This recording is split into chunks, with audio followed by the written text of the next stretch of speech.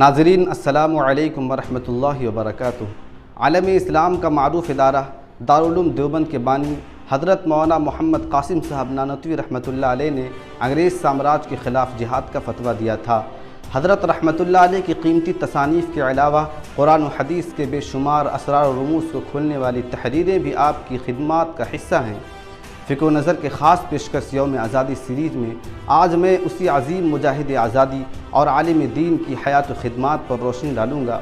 मौलाना मोहम्मद कासिम साहब नानतवी रहमतुल्लाह अलैह सहारनपुर के करीब एक गाँव नानौता में 1833 ईस्वी में पैदा हुए। इब्तदाई तालीम आपने अपने गाँव में हासिल की। 1843 ईस्वी के आखिर में मौलाना ममलूक अली नानतवी ने आपको अपने साथ दिल्ली ले गए, जहाँ आपने मंतिक़, फ़लसफ़ा और इल्म कलाम पर मुतअद्दिद किताबें पढ़ीं। इल्म की तकमील के बाद आप मतबा अहमदी में इदारत के फ़राइज़ अंजाम देने लगे, साथ ही दर्स व तदरीस का सिलसिला भी जारी रखा। इसी दौरान आपका ताल्लुक़ मौलाना हाजी इमदादुल्लाह मुहाजिर मक्की से भी हुआ, जो आखिरी दम तक कायम रहा। 1860 ईस्वी में आपने हज किया और हज से वापसी के बाद मेरठ के मतबा मुश्तबा में नौकरी की, जहाँ किताबों के नुस्खों का तकाबुल और नज़र सानी का काम किया करते थे। आप उसके बाद दोबारा हज पर रवाना हुए और वापसी पर मतबा हाशमी में मुलाज़मत इख्तियार की। अंग्रेज़ों ने हिंदुस्तान पर कब्ज़ा करने के बाद सबसे पहला काम ये किया कि हिंदुस्तानी मुसलमानों पर उस मुल्क की ज़मीन को तंग कर दी। वो कौम जिसने हिंदुस्तान को एक नई तहज़ीब, एक नई सक़ाफ़त, एक नई ज़बान, एक नया आइन दिया था, और जिसने हिंदुस्तान की तामीर व तरक्की के बेमिसाल तारीख़ लिखी थी, उसी कौम की तहज़ीब व सक़ाफ़त और हुकूक़ को पामाल करने का सिलसिला शुरू हुआ। उनके दीन व मज़हब पर भी अंग्रेज़ी अलगार शुरू हुए। एक तरफ मुसलमानों का वजूद ख़तरे में था, तो दूसरी तरफ उनका मज़हब और दीन अंग्रेज़ों के निशाने पर था। ऐसे हालात में मौलाना मोहम्मद कासिम नानतवी रहमतुल्लाह अलैह ने हिंदुस्तान में मुसलमानों के दीन व मज़हब की हिफाजत का बेड़ा अपने सर पर उठा लिया और मदारिस व मकातिब के क़याम के ज़रिए एक ऐसी तालीमी तहरीक का आगाज़ किया जो हिंदुस्तान के मुसलमानों की तारीख़ का सबसे रोशन बाब बन गया। मौलाना मोहम्मद कासिम नानतवी रहमतुल्लाह अलैह ने कई शहरों में मदारिस की क़याम की तहरीक चलाई।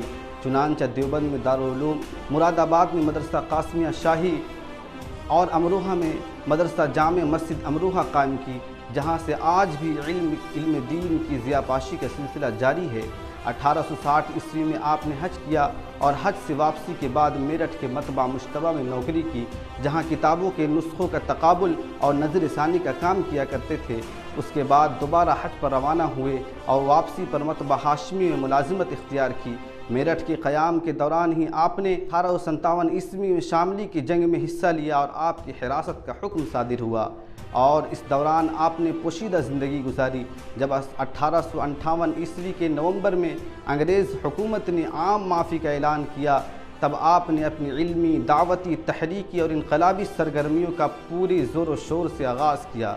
चुनांचे 1866 ईस्वी में जब दारुल उलूम देवबंद का मदरसा मारूज़ वजूद में आया, तो आपने वहीं इक़ामत इख्तियार की और अपनी आखिरी सांस तक इस मदरसे की तामीर व तरक्की में मसरूफ़ रहे।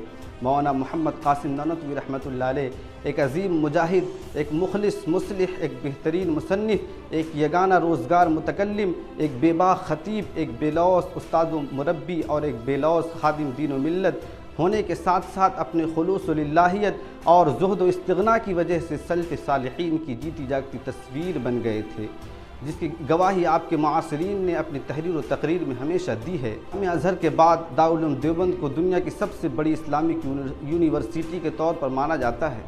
मौलाना मोहम्मद कासिम नानतवी रहमतुल्लाह अलैह ने हाजी आबिद हुसैन, मौलाना महताब अली और शेख निहाल अहमद के साथ मिलकर 13 मई 1866 ईस्वी को सहारनपुर के एक छोटे से गाँव देवबंद में उसकी बुनियाद रखी। उसका आगाज़ दारुल उलूम देवबंद की छत्ता मस्जिद से हुआ। एक दरख्त के नीचे एक उस्ताद और एक तालिब इल्म के ज़रिए उसकी शुरुआत हुई, मगर मौलाना मोहम्मद कासिम नानतवी रहमतुल्लाह अलैह की खुलूस व लिल्लाहियत और बेमिसाल क़ुरबानी और जिद्दोजहद ने उसे बहुत ही मुख्तसर मुद्दत में तरक्की की बुलंदियों तक पहुँचा दिया। मौलाना ने आखिरी सांस तक इसी इल्म फ़न की आबियारी की और उसकी तामीर व तरक्की में मशगूल रहे। नाज़रीन, इन्हीं उलमाए किराम की क़ुरबानियों के सदक़े हमें आज़ादी का तोहफ़ा नसीब हुआ है। हमें आज़ादी के मौका पर इन बुज़ुर्गान दीन को अपने अपने अंदाज़ में ज़रूर याद करना चाहिए।